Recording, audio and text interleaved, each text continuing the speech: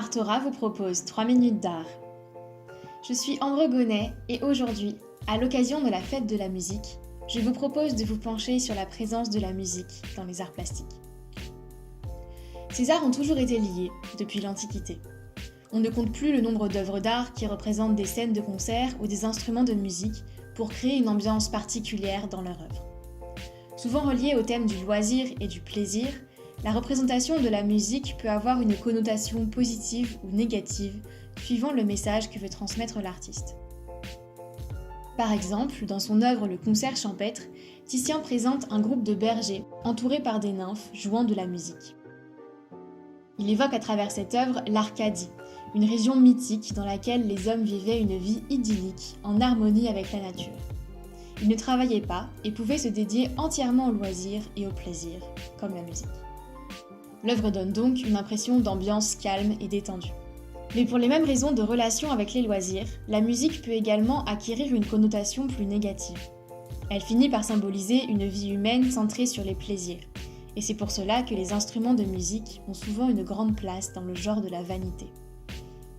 Les vanités sont des natures mortes, qui ont pour objet l'existence vaine de l'être humain, et sont remplies de symboles qui réfèrent à ce thème.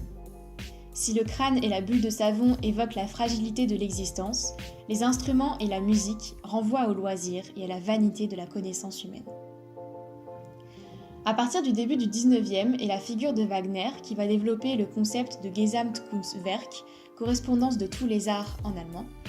Les liens entre peinture et musique vont se resserrer.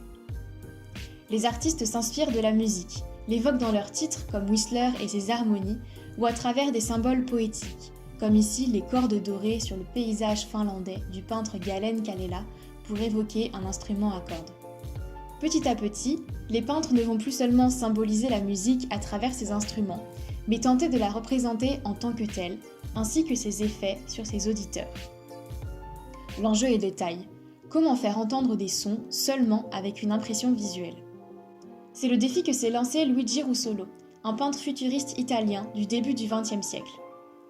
Dans son œuvre La musique, il représente un pianiste en mouvement, avec la multiplicité des mains qui courent sur le piano.